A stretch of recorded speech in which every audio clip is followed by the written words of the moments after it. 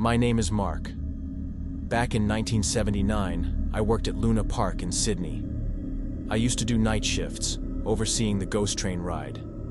My job was simple, letting people onto the ride, pressing the start button, and waiting for them to return. Every day was the same. The same scenes, the same screams, the same fake fear. Nothing surprised me anymore. But the night of June 9th, that was different. That evening, the park felt normal at first. The weather was a bit humid and windy. At night, the park always looked different. The dim, flickering lights, the distant music, and a strange tension in the air. I don't know. Maybe I was the only one feeling it. But something wasn't right. It was around 9 p.m. when a man with 3 kids approached the ride. They were quiet. The kids seemed a little excited, not scared, just curious. The man didn't say much. A few teenagers joined them in line, laughing and joking around.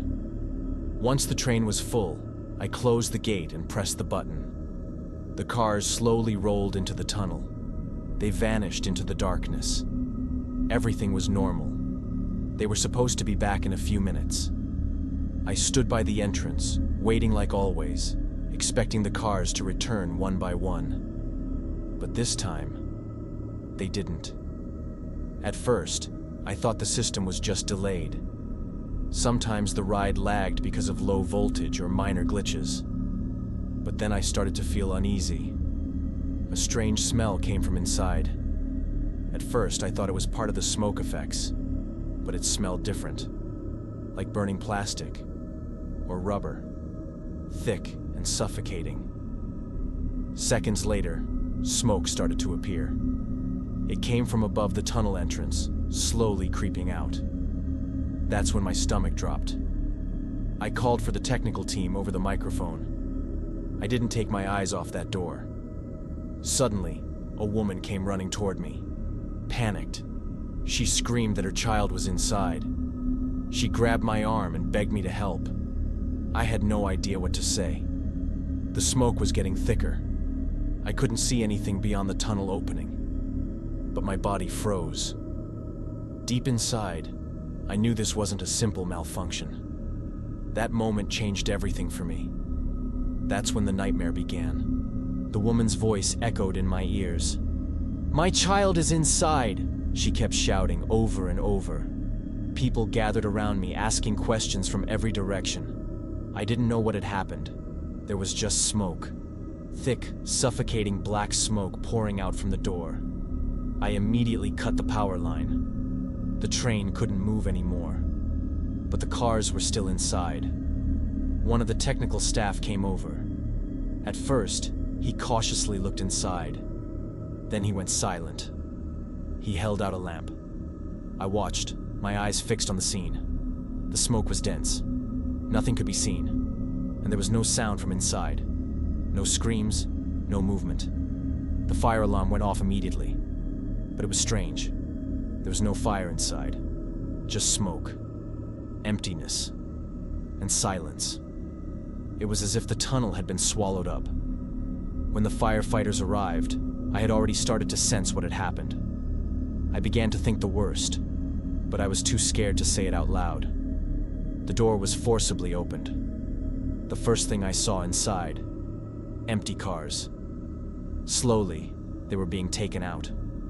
They hadn't burned, but everything was covered in soot. Seats, metal parts, decorations. It was as if they had been sitting in smoke for hours. But there was no one inside. No one. No father. No children. No teenagers. They were gone. The train was pitch black. The woman was still screaming. People were frozen in place. Some were crying. Some were retreating. The police were called. The park was closed. I, however, was still standing in front of the train. My body felt paralyzed, unable to move. There were interrogations all through the night. They asked me the same questions repeatedly. How many people went inside? When did I send them? How much time had passed? I gave the same answers each time, but those answers didn't explain anything. A few days later, the train was completely dismantled. The entire system was inspected. There were no signs of fire, no sparks, no explosions. Nothing had happened. The cars were left untouched. It was just that the people inside had vanished. And I still live with the same question. Where did they go? The people who entered and never came out. It's as if they were swallowed by the darkness. I never returned to Luna Park after that incident. They say that people try to forget the trauma they've experienced, but I couldn't forget. That night felt like time had stopped. The moment I stood at the train's door, waiting, replayed in my mind for the rest of my life. After the incident, investigations began. The press wrote about it, and people talked. But no one could find any concrete answers. There was no camera footage, no eyewitness statements. It's strange, but even the voices of the children who were on that train were never recorded on any microphone. It was as if they had disappeared the moment they boarded that car. I was interrogated multiple times. They even tried to blame me for a while. But I didn't have any answers. I had simply pressed the button. The cars had entered just like they did every day. After that night, my dreams changed. I often see the inside of that train in my sleep. Smoke, darkness, silence. Sometimes I hear someone calling my name. Other times, the children sitting inside the car just stare at me in silence. They don't speak. They just look. Years passed. The park reopened. That particular attraction was completely dismantled. In its place, a different ride was built. But I don't know. Do the people who approach there know what happened? Do they know that place swallowed 6 people in one night and left no trace? Sometimes when I'm walking down the street, I quietly glance toward the park. And always, the same feeling fills me. As if that tunnel is still there. Like an invisible door. And who knows? Maybe one day it will open again. If one day you go to Luna Park, stand where the ghost train used to be, and hear a sound coming from inside. Stop. Don't listen. Don't look. Because that sound is not meant for you.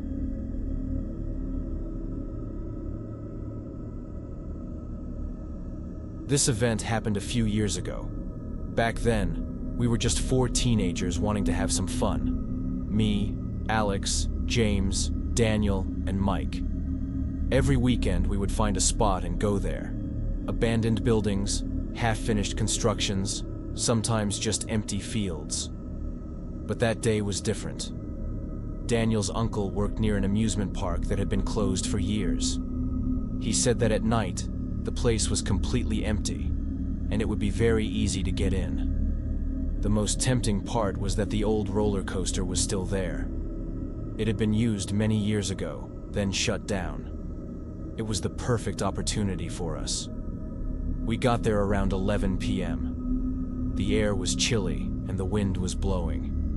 In the distance, a few lights were still on. The gate to the park had already been torn down. We didn't feel like anyone else was around. It was just us, in the empty and abandoned section of the amusement park. "All right, let's see what's going on," James said as he moved forward and stopped near the old roller coaster. Murad, remembering what his uncle had told him, said, "Weird things happen here at night, but don't worry." But there was something strange. The area around the park was usually quiet, but this time, we felt something.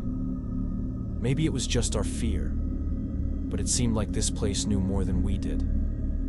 There was an eerie silence, but at the same time, that emptiness drew us in.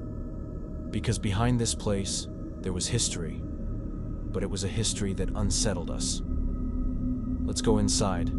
We'll see what happens," Mike said. We agreed, and moving closer to each other, we headed further into the park. After we entered the park, no one made a sound. It was very strange because, usually, when we went to such places, we always heard laughter and jokes. But here, it felt like something was waiting for us. There was something, but we couldn't quite figure out what it was. We first went to the old roller coaster.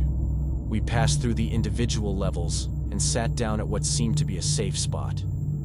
Murad had once told us that this place had been operational and how kids used to ride the coaster with great precision. I tried to picture that moment in my mind, but there was still no movement here. Only big wheels, metal frames, and torn boards remained. Everything else had left no trace except cracked paint on the wooden surfaces. Cameron joked, "There's nothing too scary here. Maybe it's just an old tale of this place." But just as he said that, suddenly, we heard another sound in the darkness. At first, we didn't pay much attention, as the wind was playing with the old structures in the park. However, the sound was a little different. There was a strange metallic scraping, but no matter how much we listened, we couldn't figure out when it was coming from. As we ventured deeper into the night, it felt like something was weighing down the air around us. Murad suddenly stopped and looked around. "Guys, you say it's fine, but let's not get too close to this place," he said. But we didn't understand what had happened. At that moment, it seemed like Murad was just scared, as everyone else was relaxed. Then, we went to where everything started, the carousels. They hadn't been working for a long time, but the shadows and old metal structures began to look much more terrifying to us. None of us paid much attention. Only the broken lights in the darkness and the faded signs conjured the ghost of the past. But suddenly, a sound came. It was very close. Not only the sound, but we also saw a faint light. The light was very dim, but there was this strange moment where there was no distance between the arrival of the light and the sound. "What is that?" James asked. There was no chance to answer, because at that very moment, something happened that we would never forget. In the entrance of the old Tunnel of Terror, a figure appeared. It was a being, its head missing, and its body completely covered in darkness. In that instant, we realized that this wasn't just an amusement park, but the darker side of our emotions. James kept turning his head, but no one understood what was happening. But as we followed him, there was just a strange sound, a scream, and then complete silence.